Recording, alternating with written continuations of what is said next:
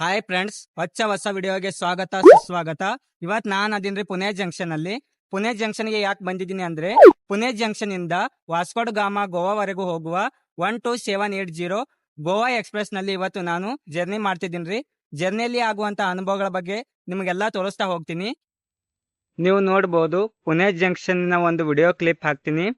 ಎಷ್ಟು ಚೆನ್ನಾಗಿದೆ ಅಂತ. ವಾತಾವರಣ ಅಂತೂ ತುಂಬಾ ಚೆನ್ನಾಗಿದೆ.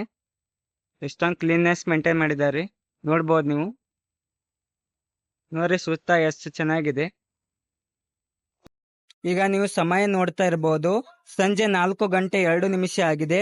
ಇನ್ನು ನಮ್ಮ ರೈಲು ಬರುವುದಕ್ಕೆ 1:30 ಸಮಯವಿದೆ. ಈಗ ನಾನು ಅದಿನ್ರಿ ಪುಣೆ ಜಂಕ್ಷನ್ ನ ಪ್ಲಾಟ್ಫಾರ್ಮ್ ನಂಬರ್ 1ರಲ್ಲಿ. ನಮ್ಮ ರೈಲು ಪ್ಲಾಟ್ಫಾರ್ಮ್ ನಂಬರ್ 1ರಲ್ಲಿ ಬರುತ್ತೆ ಅಂತ ಹೇಳಿದ್ದಾರೆ. ಇನ್ನು ಲೇಟ್ ಇದೆ ಅಂತ ಇಲ್ಲೇ ವೇಟ್ ಮಾಡ್ತಾ ಇದ್ದೀನಿ.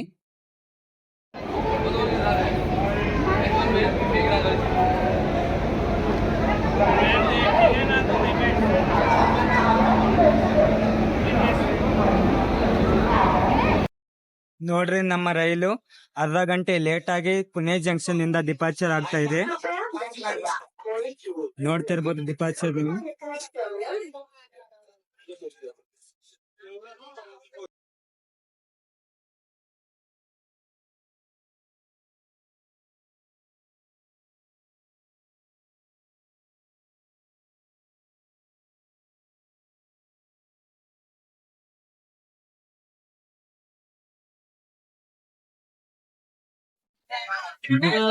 ಇದೇ ನೋಡಿ ನನ್ನ ಸೀಟು S618 ಅಂತ.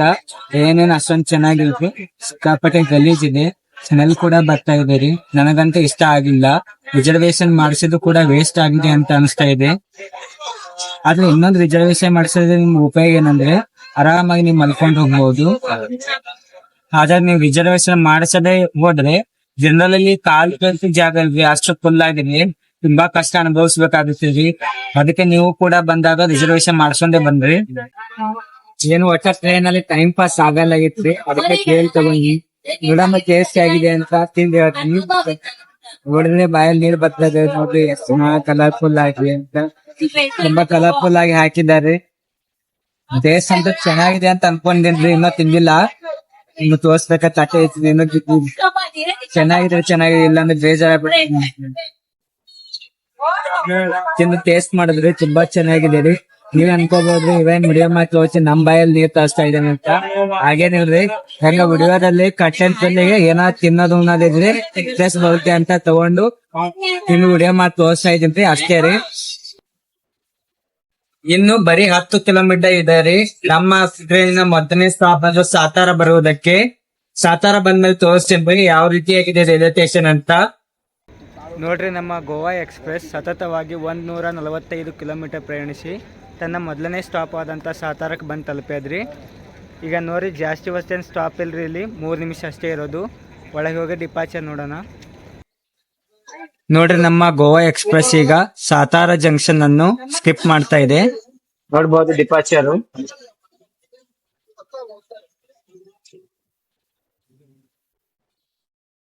ನೋಡ್ರಿ, ಸಾತಾರ ಜಂಕ್ಷನ್ ಅನ್ನು ಸ್ಕಿಪ್ ಮಾಡ್ತಾ ಇದೆ.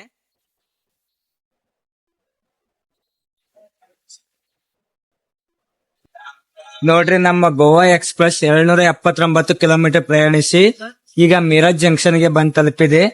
ಈ ಮಿರಾಜ್ ಜಂಕ್ಷನ್ ನೋಡ್ರಿ ಯಾವ ರೀತಿ ಆಗಿದೆ ಅಂತ ತೋರಿಸ್ತೀನಿ. ನೋಡ್ಬೋದು ನೀವು. ನೋಡ್ತಿರ್ಬೋದು ಮಿರಾಜ್ ಜಂಕ್ಷನ್ ಯಾವ ರೀತಿ ಆಗಿದೆ ಅಂತ. ನೋಡ್ರಿ, ರಾತ್ರಿ ಅಂದ್ರೂ ಇಷ್ಟೊಂದು ಜನ ಇದ್ದಾರೆ. ಯಾಕಂದ್ರೆ ಹೊಸ ವರ್ಷ ಅಲ್ಲ, ಎಲ್ಲಾ ಜನರು ವಾಸ್ಕೋಡ್ ಗಾಮ ಗೋವಾಕ್ ಹೋಗ್ತಾ ಇದ್ದಾರೆ. ನಾವು ಹಲವಾರ ಪ್ರದೇಶಗಳಿಗೂ ಹೋಗ್ಬೋದ್ರಿ.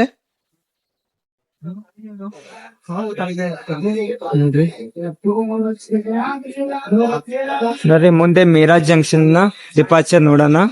ಬಂದು ಒಳಗೆ ಹೋಗೋಣ.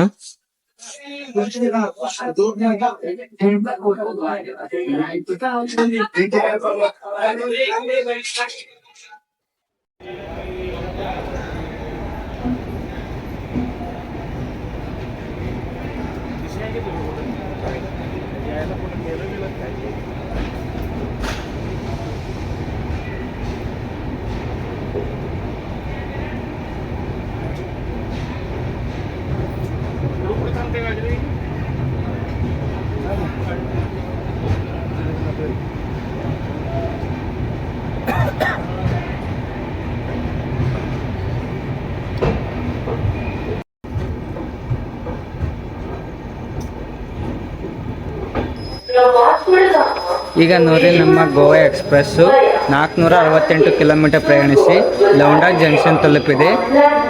ನೋಡ್ಬೋದು ನೀವು ಲೌಂಡಾ ಜಂಕ್ಷನ್ ಯಾವ ರೀತಿಯಾಗಿದೆ ಅಂತ ತೋರಿಸ್ತೀನಿ.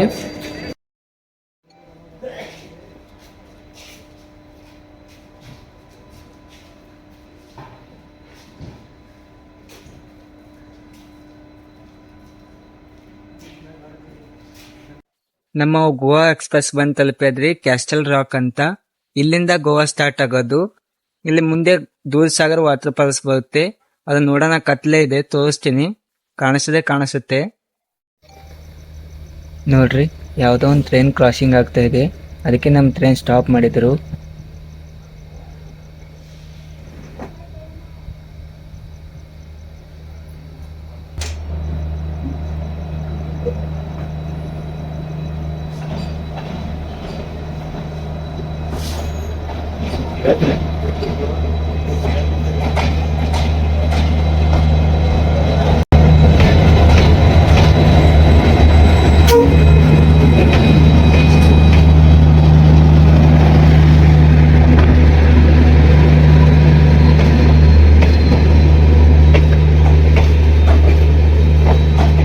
ನೋಡ್ರಿ, ಟ್ರೈನ್ ಮಹಾರಾಜ ಗೋಲ್ಡ್ ಕ್ಲಾಸ್ ರೀ.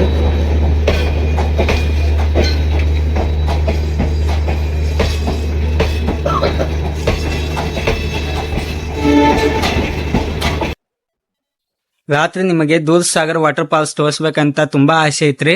ಆದ್ರೆ ಕತ್ಲೆ ಇರುವುದರಿಂದ ಏನು ತೋರ್ಸಕ್ ಆಗ್ಲಿಲ್ಲ. ಅದರ ಬೇಜಾರದಿಂದನೇ ಬಂದು ನಾನು ಮಲ್ಕೊಂಡ್ಬಿಟ್ಟೆ. ಮತ್ತೆ ನನಗೆ ಎಚ್ಚರ ಆಗುದೇ ಬೆಳಗ್ಗೆ 7 ಗಂಟೆಗೆ ವಾಸ್ಕೋಡ್ ಗಾಮಾ ಜಂಕ್ಷನ್ ನಲ್ಲಿ. ನೀವು ನೋಡ್ತಾ ಇರಬಹುದು, ನನ್ನ ಹಿಂದೆ ಇದೆ ವಾಸ್ಕೋಡ್ ಗಾಮಾ ಜಂಕ್ಷನ್. ನೀವು ನೋಡ್ತಾ ಇರಬಹುದು, ಈ ಸೈಡ್ ಇದೆ ಗೋವಾ ಎಕ್ಸ್ಪ್ರೆಸ್, ಈ ಸೈಡ್ ಇರೋದು ಗೋವಾ ಯಶವಂತಪುರ ಎಕ್ಸ್ಪ್ರೆಸ್. ಈ ಟ್ರೈನ್ ವಾಪಸ್ ಯಶವಂತಪುರಕ್ಕೆ ಹೋಗುತ್ತೆ. ಈ ನಾನು ಬಂದಿದಂತ ಇದೆಯಲ್ಲ, ಇದು ಗೋವಾ ಎಕ್ಸ್ಪ್ರೆಸ್. ಈ ಗೋವಾ ಎಕ್ಸ್ಪ್ರೆಸ್ ಪುಣೆ ಮಾರ್ಗವಾಗಿ ಹಜರತ್ ನಿಜಾಮುದ್ದೀನ್ ಹೋಗಿ ತಲುಪುತ್ತದೆ. ನೀವು ಗೋವಾಕ್ಕೆ ಹೋದರೆ ಅಲ್ಲಿನ ಸಮುದ್ರದಲ್ಲಿ ಆಟವಾಡುವುದು ಮಾತ್ರ ಮಿಸ್ ಮಾಡಬಾರದು. ಗೋವಾದಲ್ಲಿ ಹಲವಾರು ಬೀಚ್ಗಳು ಇದ್ದರೂ ಬಾಗಾ ಬೀಚ್ ಮತ್ತು ಕ್ಯಾಲಿಗೆಟ್ ಬೀಚ್ ತುಂಬಾ ಜನಪ್ರಿಯತೆಯನ್ನು ಪಡೆದಿವೆ. ನಾನು ಗೋವಾಕ್ಕೆ ಹೋದಾಗ ಸಮಯದ ಅಭಾವ ಇರುವುದರಿಂದ ಕ್ಯಾಲಿಗೆಟ್ ಬೀಚ್ ಒಂದೇ ನೋಡಿದೆ. ನೀವು ವಿಡಿಯೋದಲ್ಲಿ ನೋಡ್ತಾ ಇರಬಹುದು ಎಷ್ಟೊಂದು ಜನ ಇದ್ದಾರೆ ಅಂತ. ಅದರಲ್ಲಿ ನಮ್ಮ ಕರ್ನಾಟಕ ಜನ ತುಂಬಾ ಇದ್ದರು. ಬೀಚ್ ಒಳಗೆ ಕರ್ನಾಟಕದ ಬಾವುಟ ನೋಡಿ ತುಂಬಾ ಖುಷಿ ಆಯಿತು. ನೀವು ಹೆಚ್ಚು ಮೋಜು ಮಸ್ತಿ ಬೇಕಾದ್ರೆ ಹೊಸ ವರ್ಷದ ಸಮಯದಲ್ಲಿ ಹೋದರೆ ತುಂಬಾ ಸರಿ ಅನ್ನಬಹುದು. ಏಕೆಂದ್ರೆ ತುಂಬಾ ಜನ ಇರ್ತಾರೆ, ಅವಾಗ ನಿಮಗೆ ಹಲವಾರು ತರಹದ ಒಂದು ಎಂಟರ್ಟೈನ್ಮೆಂಟ್ ಸಿಗಬಹುದು ಅಂತ ಎಲ್ಲಾ ಜನ ಹೊಸ ವರ್ಷದಲ್ಲಿ ಜಾಸ್ತಿ ಹೋಗುವುದುಂಟು. ಆದ್ರೆ ಬಾಕಿ ಟೈಮ್ ಅಲ್ಲಿ ಹೋದ್ರೆ ನಿಮಗೊಂದು ಕೆಲವೊಂದಿಷ್ಟು ಮೋಜು ಮಸ್ತಿ ಮಾಡೋದಕ್ಕೆ ಸಿಗಲ್ಲ.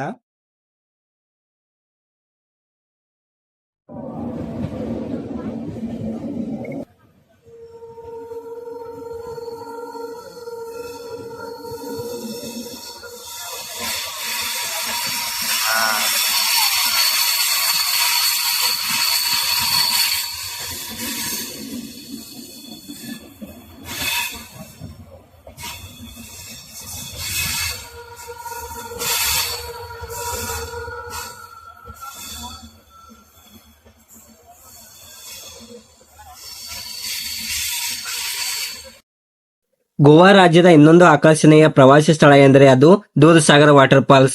ಈ ಜಲಪಾತಕ್ಕೆ ರಸ್ತೆಯ ಮೂಲಕ ಪ್ರವೇಶಿಸಬಹುದಾದ ಹತ್ತಿರದ ರೈಲು ನಿಲ್ದಾಣವೆಂದರೆ ಕರ್ನಾಟಕದ ಉತ್ತರ ಕನ್ನಡದ ಕ್ಯಾಸಲ್ ರಾಕ್. ಮಳೆಗಾಲದ ಸಮಯದಲ್ಲಿ ತುಂಬಿಕೊಂಡು ಹಾಲಿನ ಸಮುದ್ರದಂತೆ ಹರಿಯುವ ಈ ದೂಧಸಾಗರ್ ವಾಟರ್ ಫಾಲ್ಸ್ ಪ್ರವಾಸಿಗರನ್ನು ಆಕರ್ಷಿಸುತ್ತದೆ. ರೈಲಿನ ಮೂಲಕ ಹೋದರೆ ವಾಟರ್ ಫಾಲ್ಸ್ ನ ಹತ್ತಿರ ಇರುವ ರೈಲ್ವೆ ಬ್ರಿಡ್ಜ್ ನಿಂದ ನೋಡಿದರೆ ಒಂದು ಕ್ಷಣ ಆಶ್ಚರ್ಯವಾಗುತ್ತದೆ, ಅಷ್ಟು ಸುಂದರವಾಗಿ ಕಾಣುತ್ತದೆ. ದೂಧಸಾಗರ್ ವಾಟರ್ ಫಾಲ್ಸ್ ಗೆ ಹೋಗಬೇಕಾದರೆ ಪಣಜಿ, ವಾಸ್ಕೋ, ಮಡ್ಗಾಂವ್ ನಿಂದ ಕೂಡ ಹೋಗಬಹುದು. ಗೋವಾಕ್ಕೆ ಹೋದರೆ ಈ ವಾಟರ್ ಫಾಲ್ಸ್ ನೋಡೋದು ಮಿಸ್ ಮಾಡಲೇಬಾರದು, ಅಷ್ಟು ಸುಂದರವಾಗಿ ಕಾಣುತ್ತದೆ. ಇಲ್ಲಿಗೆ ಇವತ್ತಿನ ವಿಡಿಯೋ ಮುಗಿಸ್ತೀನಿ. ಮತ್ತೆ ಒಂದು ಹೊಸ ಲಾಗ್ ಜೊತೆಗೆ ನಿಮ್ಮನ್ನು ಭೇಟಿ ಆಗ್ತೀನಿ. ಅಲ್ಲಿವರೆಗೂ ಟೇಕ್ ಕೇರ್, ಬಾಯ್ ಬಾಯ್.